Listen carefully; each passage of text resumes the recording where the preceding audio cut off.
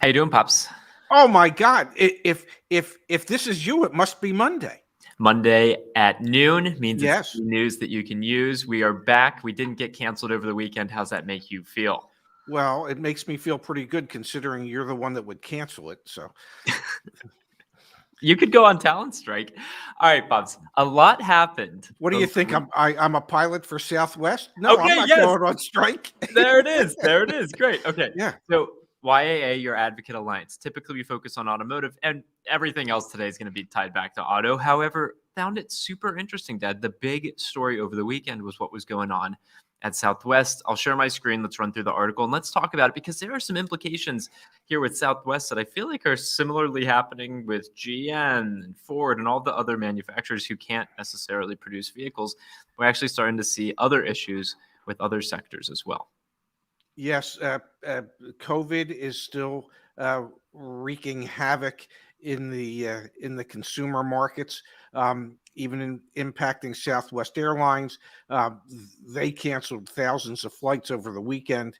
And They're hundreds more this morning, Dad, have been canceled as well. May I say something? I only hope to God that they have this sorted out by December 12th when we have to fly from BWI to Phoenix so we can make it to the Cardinals game on that Monday night.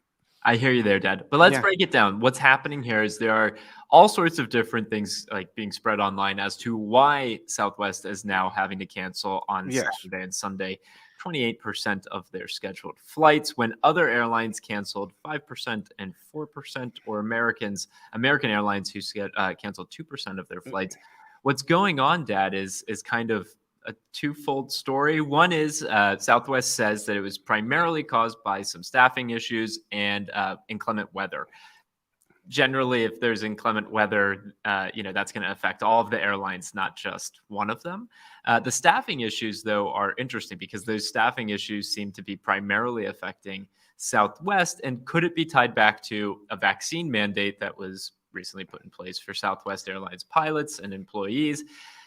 Their association, which I know this is small text, but SWAPA is Yeah. saying that no, it's not. It's that their staff are not using taking out sick days and things like that, or doing any type of things like that as it relates to vaccine mandates. However, this all does come back to COVID-19. I mean, we would not be in the situation where Southwest can't operate flights. We wouldn't be in the situation where GM can't produce vehicles. The whole environment that we're in is so twisted right now as a result of this ongoing pandemic. Yes, and much like the chip crisis, Chip Mageddon, who by the way, Chip Mageddon is a dear friend of mine. I don't know if you know it, but he lives down here in Ventnor. Chip Mageddon. You can He's a look good him guy. up. Yep. But this whole thing is all tied back to the pandemic. It's tied back to getting people to be able to get them back to work, to be able to staff at the appropriate levels so that you can continue to operate your business in the way you had intended to. Yep. And it impacts chip manufacturers, it impacts automobile manufacturers, it impacts airlines, it impacts probably trains, it impacts everything. Everything that we hold near and dear in our lives is impacted by this. And there doesn't appear to be any type of quick fix. So it's just, I think we're going to have to get used to more and more of these disruptions in our lives. And that's something I wanted to talk to you a little bit about, Dad. We're obviously primarily focused on helping people go through the car buying process and making sure they get the best deal possible. It seems like almost inevitable to me that there's going to be some sort of economic downturn, recession-y type thing in the future, right? Like, how can this keep going on? You can't get people to work. You can't get raw goods and materials. And you've got companies and corporations that aren't really willing to, I don't want to say there's a subset of people who don't want to get vaccinated, but they're facing these mandates. So now they're taking themselves out. I mean, it's just like a confluence of events that makes me think this is not sustainable. It's definitely not sustainable. I do believe that George Clooney's thinking of doing a remake of The Perfect Storm, because that realistically is what this is. And we're not talking about a storm over the ocean and huge waves. We're talking about a storm over the world and huge economic waves that are going to impact everybody. This is truly, it's not just an American issue, it is a global issue. And as long as um, it works to some people's benefit not to work, then it's going to become harder and harder to get people back into the workforce. And unless and until um, potential employers um, pay a living wage, then it's going to continue to be harder and harder to get people back into the workforce. Um, And there's pressure on the corporations because they're then facing higher raw goods and materials costs to produce the things than they ever were before. This is the perfect storm for inflation, and we will see that manifest itself as we go forward. If you look at all the factors at the moment, there's nothing to prevent inflation from occurring. All your raw material costs are going up. Your labor costs are going up.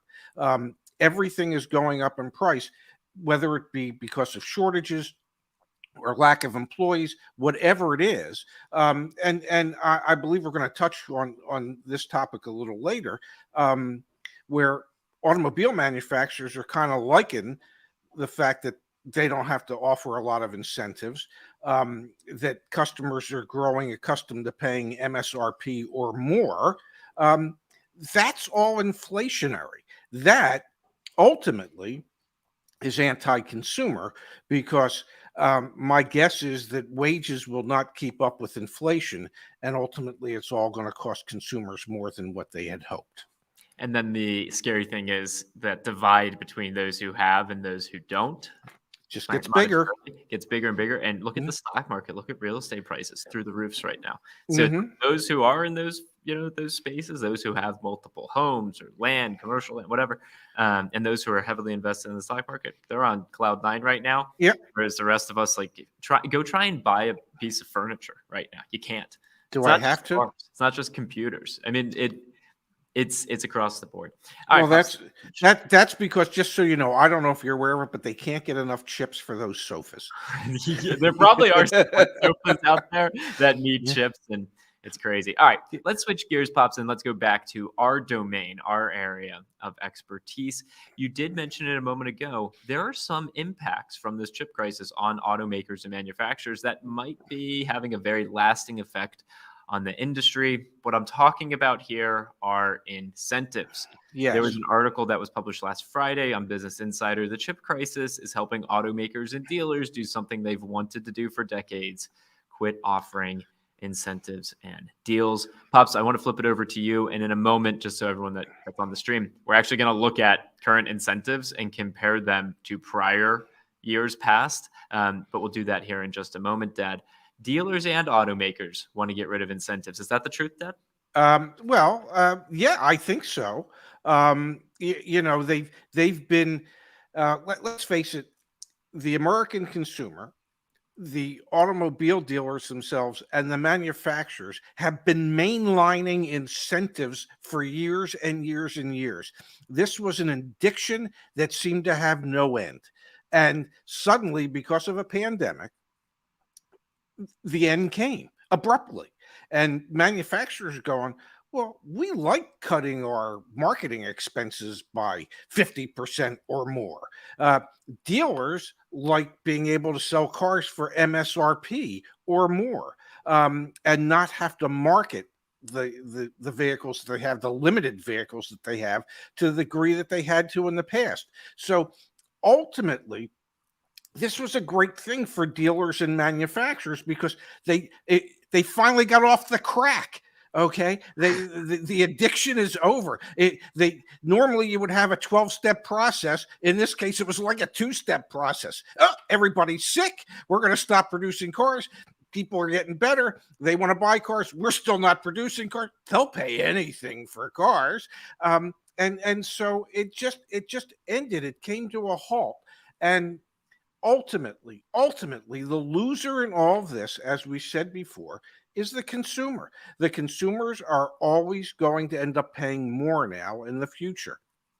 Deals are going to be harder and harder to come by. MSRP is going to become the base selling price for something. And it could be, in many cases, it'll continue where there's additional dealer markups of $10,000, $15,000, $20,000 on certain hot vehicles. So, yeah, the dealers are happy. The customers should not be. Yeah, yeah. All right, Pops, let's actually take a peek at what's going on with incentives right now, because you did mention it, they're going away and they came to a stop, but there are still some. And let's do a comparison here so that everyone can see. So first, let's review. These incentive sheets that we're looking at, these are national programs from all of the different manufacturers that we can still get our hands on. This is supplied from Automotive News and Industry publication. The caveat here, or like the preamble to this, is things could be different in your region, in your area. Yes. Videos on that in the past, Dad.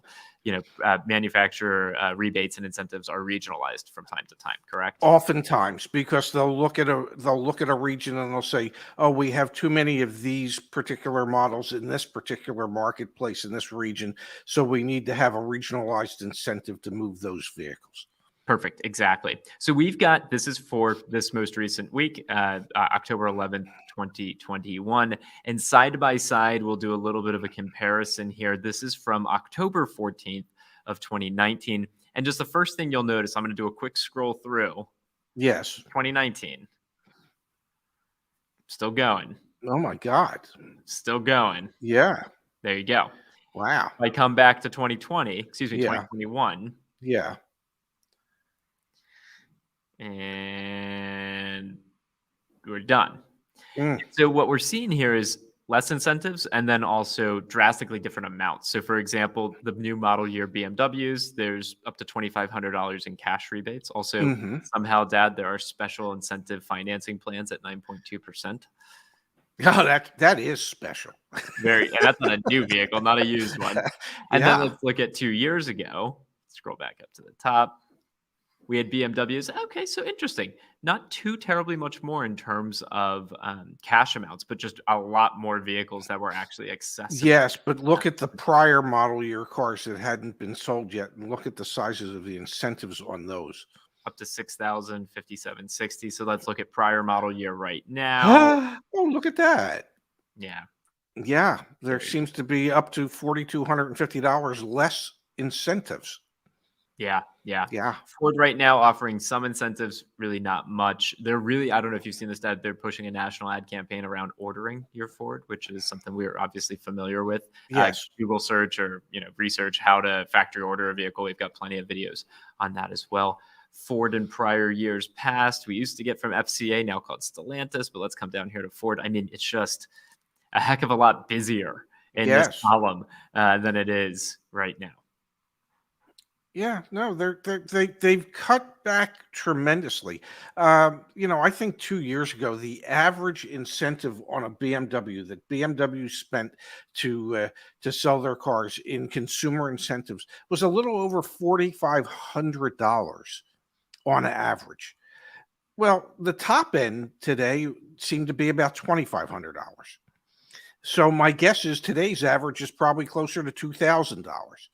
Well, that's a huge savings in marketing costs, marketing expense, when you can cut your incentives by more than half. What do you think's happening on the other end? Because we all know, or maybe you don't, but incentives are two-sided within automotive. There's incentives that go to the consumer and there's incentives that go to the dealerships.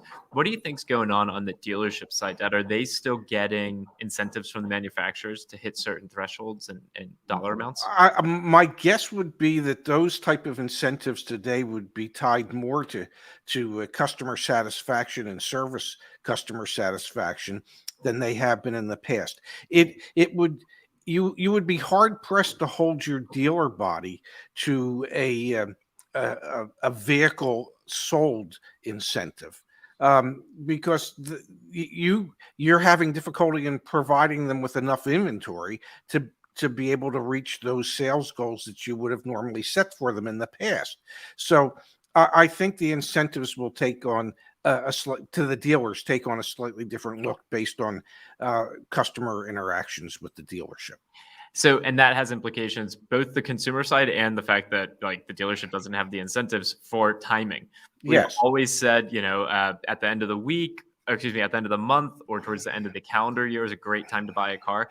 2021 doesn't really matter. It really doesn't matter. If you can find the inventory that you want and it's actually on a dealer's lot and you can get it without additional dealer markup, take that deal today, take it yesterday, take it next week. That's about as good as it's going to get in 2021 or likely in 2022 as well. Yeah, I would think in some brands you will see some greater consumer incentives towards the end of the year, because certain brands are chasing sales titles, yearly sales titles, and sometimes they let their egos get involved. So that I'm sure because of that there'll be some additional consumer incentives towards the end of the year for certain brands. So, way to tee me up for that. Nicely done. I'm here for you, son. There are two brands that are Yes. leading the way right now in terms of third quarter sales and year-to-date sales. Yes. We've got Toyota leading General Motors for the first time in the United States ever in terms of total vehicles sold. So let me share my screen, Deb. We'll pull up this article back on Jalopnik. And then we have on the luxury side of things, BMW beating Mercedes, which, those two, they like to fight it out tooth and nail. But yeah, here you go. Toyota is leading GM in U.S. sales for the first time ever. Toyota leads GM 16 to 13% in the third quarter. So for the third quarter, Toyota was able to sell 16% of the market share versus, here you go. You can see it right here. GM's market share fell to 13.1% in the third quarter, well behind Toyota at 16.5%. Now that in the fourth quarter could change slightly. And the reason for that is Toyota has already announced at the end of August that there would be a 40% reduction in production for September. And then in the middle of September, they said, well, that's going to carry through into October. So I would expect sometime during this month that we're going to hear that there will be continued production shortfalls for Toyota. It might not be 40%. Maybe it'll only be 20%, but they're going to have a tough time keeping up with the production that they need so that they can see to it that they do outsell General Motors for this year.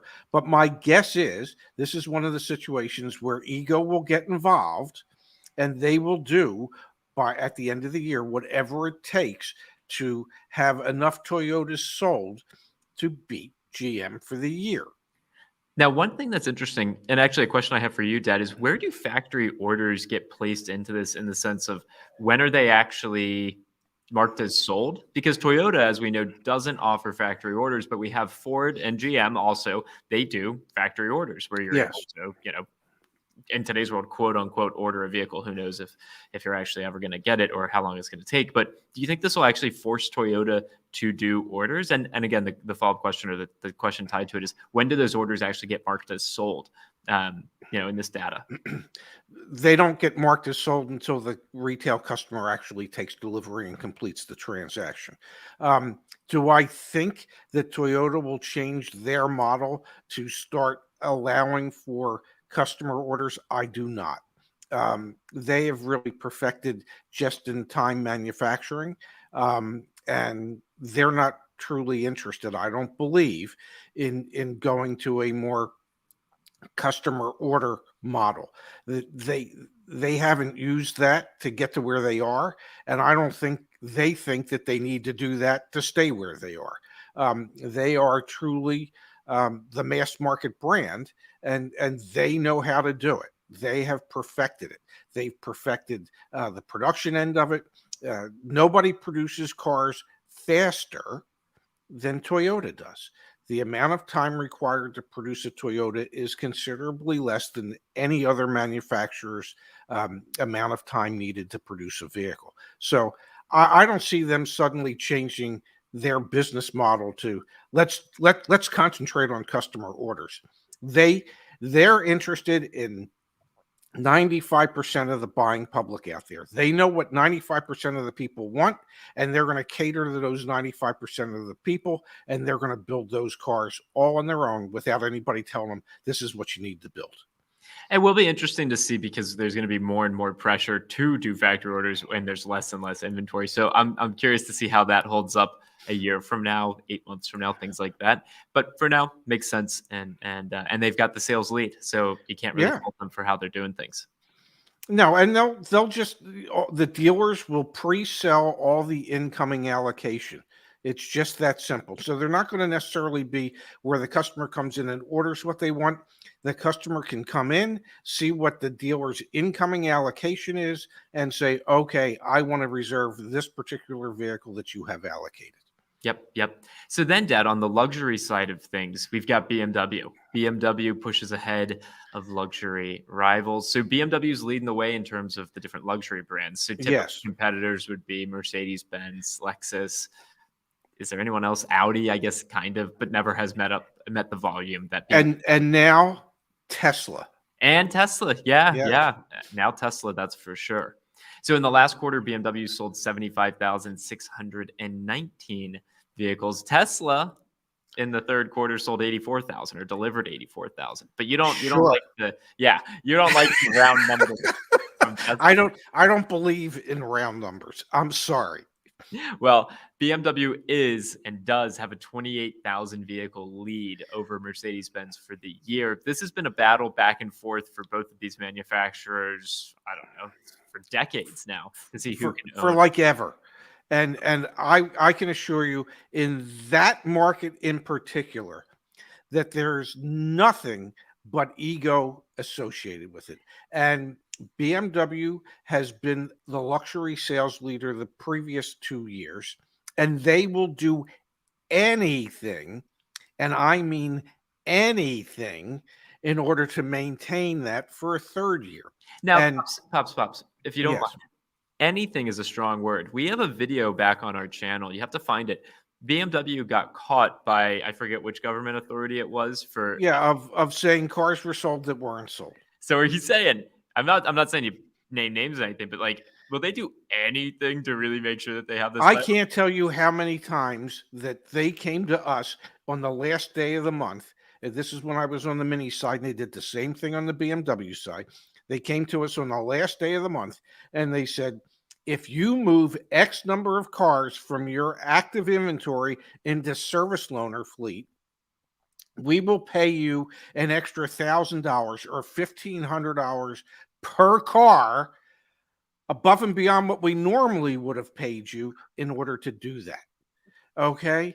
I know of dealers who would say to their BMW rep, if you want me to move cars from inventory to service loaner fleet, this is how much I need per car. And they would throw out a number, and they would start negotiating with the factory rep. So yeah, they'll do just about anything. Okay, to encourage their dealers to sell cars, whether it be to themselves, to their service loaner fleet, or put them into their lease company, whatever. They will throw money at it. And my guess is at the end of the year, they'll throw money, consumer money, to get more consumers into these cars, because they're trying to limit the number of service loaners that they have at each dealership. So I would suspect December, there should be some rather strong customer incentives from BMW so that they can maintain their lead. And strong relative, right? Strong in this market. Yeah. Maybe not strong prior.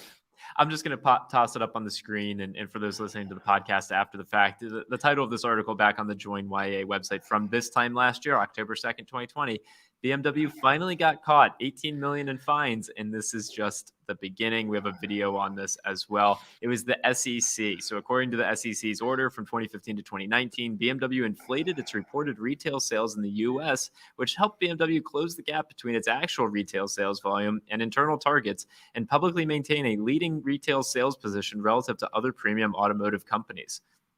Mercedes-Benz. Yes. The order finds that BMW of North America maintained a reserve of unreported retail vehicle sales referred to internally as the quote bank that it used to meet internal monthly sales targets without regard to when the underlying sales occurred. The order also finds that BMW North America paid dealers to inaccurately designate vehicles as demonstrators or loaners so that BMW would count them as having been sold to customers when they had not been. Additionally, the order finds that BMW North America improperly adjusted its retail sales reporting calendar in 2015 and 2017. Got to forget about 2016 to meet internal sales targets or bank excess retail sales for future use. Yada, yada, yada, $18 million in fines later. Honestly, Dad, Yeah. I'd say, and this is a question, but I also have my opinion lodged in it. I'd say it's probably worth $18 million to be able to claim you're the number one selling luxury car in manufacturer in the world or in the United States. Well, obviously it is to them. Because that's what that is. That's okay, cool. It's 18 million. It's 18 million for ego and ego only. Okay, just for being able to say we're number one. It's kind of like what Alabama does.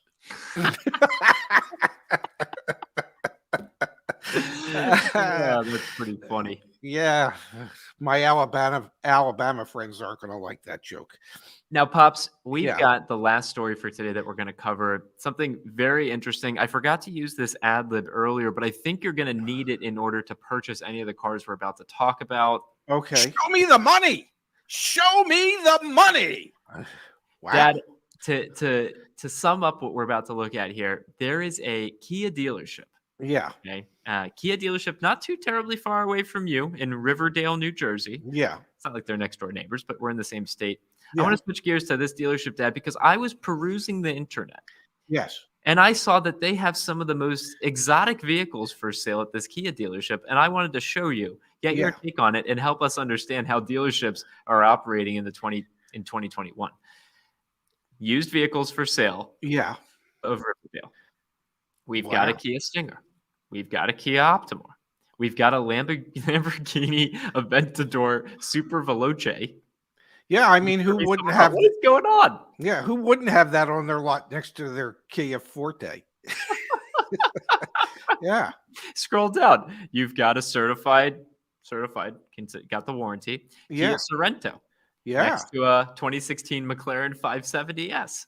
Next to a Cadillac XT5. Next to a 2018 BMW M4.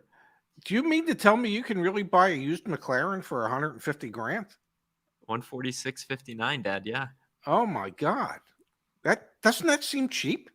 You've got a 2014 Mercedes-Benz S-Class S63 AMG, Porsche 911 turbos. Like, what is going on here at this dealership? Because they got more. I'll sort it by price. I guess they're branching out because probably their factory rep said to them, "Oh, by the way, we're not going to be able to get you nearly as many new cars as we had hoped. Figure out how to get into the used car business heavily, and don't just limit yourself to low-priced Kias and Hyundais. Don't just go after mass market brands. Try and corner the damn market on everything." Dad, look at this. This is. I'm sorting by price now. Okay. Yeah. And so we've got what is this, like 25 results on this page? Okay. You've got that Aventador. You've got a 2018 Huracan. You've got a G63 AMG. You've got a GLS Maybach 600. You've got a Bentley Flying Spur for $250,000. Another McLaren, another Lamborghini. You've got Porsches and McLarens and Mercedes and Ferraris. I mean, may I say this? If they truly have those cars on their lot, they must be carrying like a $10 or $15 million used car inventory. And I know floor plan interests are cheap today, but for $10 or $15 million, it still adds up in a hurry.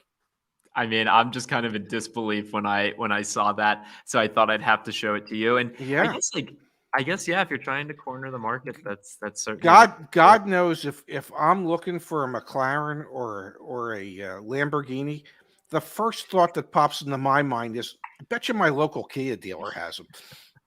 Exactly, Dad. Yeah. Exactly. All right. Well, thank you everyone for being a part of today's stream. Daily news you can use. Pops, where are we also at? We're on Twitch, we're on YouTube, we're on Facebook, we're on Twitter. Twitter, Tinder, Hinge, and JDate. Yes, we're on all those. Apple Podcasts, Spotify, Stitcher, and evidently every dating app known to man. Out there. Yes, known to man, because who the hell wouldn't want to date this? For those of you who have never watched one of our YouTube videos and is listening to this after the fact, just envision my father in your head. He's really a beautiful man. Yeah, he's 70, bald, and 30 pounds overweight. But other than that, he's damn near perfect. Well, Pops, we'll be back tomorrow with more headlines, more news you can use. Thanks for doing this. I will talk to you probably later on this afternoon. God, I hope so. I can't go another moment without talking to you. I love you, Dad. I'll talk to you later. Love you too, handsome. See ya. Bye-bye.